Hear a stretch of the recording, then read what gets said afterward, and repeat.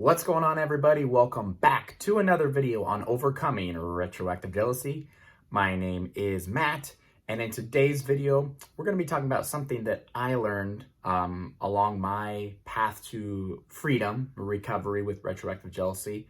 That once I really learned this idea, even though it can be tough to utilize, but once I learned it, it really changed the way I looked at my retroactive jealousy. And it's even something that I use in my everyday life.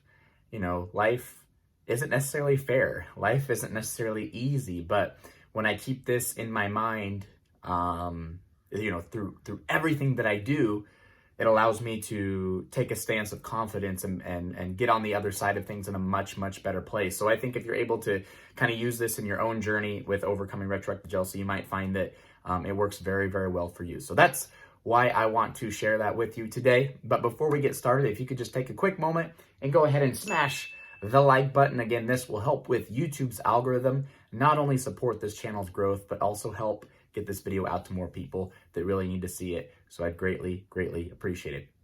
And one more thing, I'm sorry, I'm kind of losing my voice today. I'm not sick, I promise you. We had some friends come over this weekend, and we all went to Universal Studios and rode a bunch of roller coasters, and we're screaming at the top of our lungs. So I'm on my road to recovery with getting my voice back. So bear with me through this video. I greatly appreciate it. All right, let's go ahead and get started.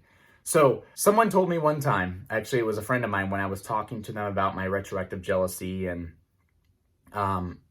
having all these really intrusive, horrible, jealous thoughts of my partner's past and thinking about it all the time, waking up thinking about it, going to bed thinking about it. And even like during my day where I thought my day was going really good, and I'm like, oh, okay, cool. Retroactive jealousy really hasn't got to me today. I haven't really thought about it. And then all of a sudden I get an RJ thought, and then it just crashes and burns my whole day and just sucks the life out of me. And so I was telling a good friend about this, and obviously he didn't suffer from retroactive jealousy. So he had a hard time understanding what I was going through. And of course that makes sense if you don't go through it yourself. Anything in life, if you don't go through it yourself, you're really not going to know much about it, especially something that is as irrational as retroactive jealousy. And I think we all know that retroactive jealousy is an irrational situation, an irrational fear, because again, most of us want to be okay with it. We can rationally side with our mind, but irrationally, our ego kind of takes us over. And so my friend, after I explained what I was going through to him, looked at me and he said, "Why are you playing the victim in this situation?" And I thought about it. I was like, the victim? He's like, yeah, you're basically letting these thoughts control you, take over you. Like, you're letting it control the entire spirit of your day. You're letting it control how you live. You're letting it control how much you sleep, how much you interact with people, what you say to people, what you do. You're letting these thoughts control everything. So why are you playing this victim card? And I thought about it, and I was like, man, he's absolutely right. Like, I'm letting these thoughts, I'm letting these emotions take over everything. I'm waiting for like an opportune moment to do something, thinking, well, I shouldn't do this while I'm feeling, this retroactive jealousy, anxiety. I shouldn't do this. I should wait to do it when I feel better. But the problem is, when we try to wait until we feel better, firstly, we never really get to feeling much better, do we? And secondly, we're putting our whole life on hold because of retroactive jealousy, and thus letting retroactive jealousy win this battle that we're fighting against it. And so when he said those words to me, don't be a victim. Why don't you just overcome this thing? When it sucks, get up and face your day anyway.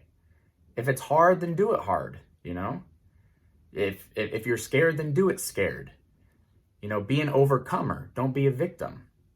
And that just really clicked something with me that again, I was letting this control everything about me, control my whole life. And you might have the same type of experience as I'm describing, that it just, these retroactive jealousy thoughts, these situations, they seem so real.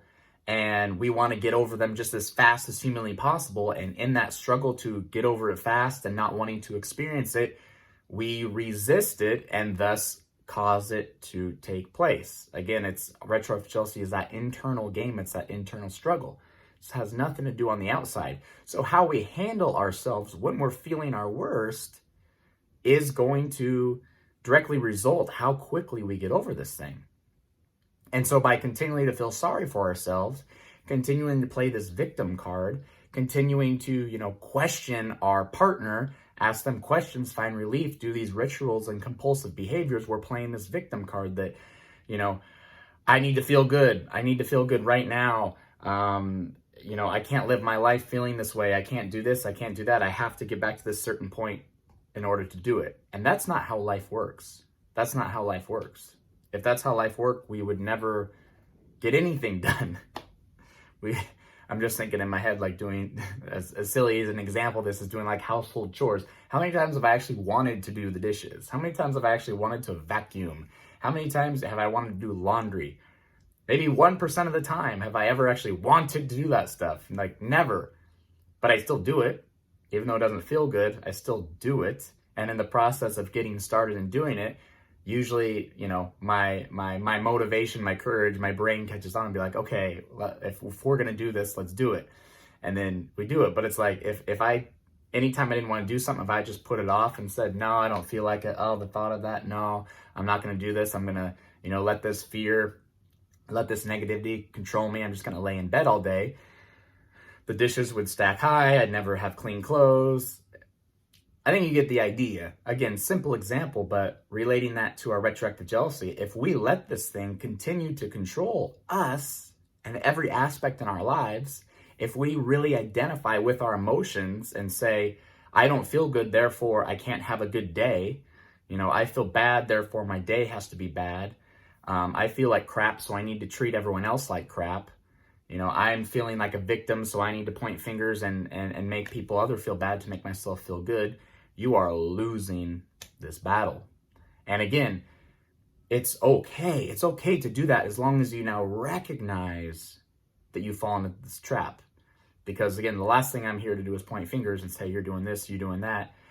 Because I did all these things, but I want you to not suffer the same fate as going as far as I did and catch yourself and understand that playing this victim card is not going to work.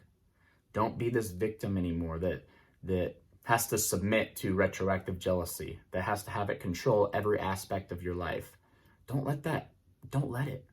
Yes, it sucks to face this thing. Yes, it sucks to stand up, puff out your chest, flex a little bit and say, I'm going to take you down. I'm going to face my day. I'm going to do what I want to do regardless of how I feel. It doesn't feel good, but that's how you overcome it, okay? Short-term pain for long-term happiness, to long-term freedom. It's just the short period of discomfort will lead you out of RJ forever. The hardest part is right now. The hardest part is getting started. The hardest part is fighting this fight. The hardest part is being in the middle of the fight, thinking you've progressed and then falling off the horse again, relapsing. That's the hardest part, getting back on. But if you can do that, if you can get through these hard parts, man, there's light at the end of the tunnel. Okay, there is blue sky on the horizon. And it's it's a matter of time until you start seeing that more and more and more. So that's my message, is just, stand up. When you don't want to stand up, stand up. When you don't want to do something, do it. If it's hard, then do it hard. Be this overcomer. Do things when it's uncomfortable. Give your boyfriend, girlfriend a kiss when you really don't want to, and the RJ is just flaring up inside you and you just can't stand any facts at all. Go up to him, give him a big old hug, give him a big old kiss, and just do it just because you're better than this, because you're more than this, because you're more powerful than this. And when you take back the reins in your life from retroactive jealousy by doing these little things day after day after day, I mean, it's a no-brainer. You're going to destroy this thing. You're going to take it down. So be the overcomer. Don't be the victim. Rise up and take this thing down When it sucks, that means you know you're doing something right. When it hurts, that means you know you're doing something right. And again, fight the good fight. The thoughts are going to come. They're not going to feel well. They're going to make you not feel so good. But again, it's just an emotion. And emotions come and emotions go. As long as you don't get tangled up in it, as long as you don't let it control you, as long as you don't let it win and you just push on with what you're doing, boom, you're going to overcome this thing once and for all.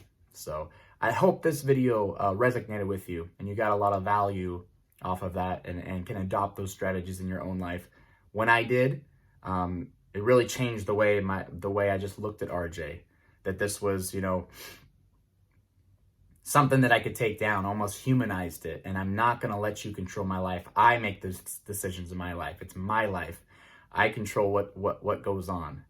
And so once I kind of proclaimed that to myself and affirmed that, that's when I started, battling this thing and taking it down once and for all. So I challenge you to do that in your own life and see how it feels and see the results in your own time. I think you'll be pretty satisfied. So if you enjoyed this video today, I'd greatly appreciate it if you could just take a quick second, go ahead and smash the like button to help get this video out to more people.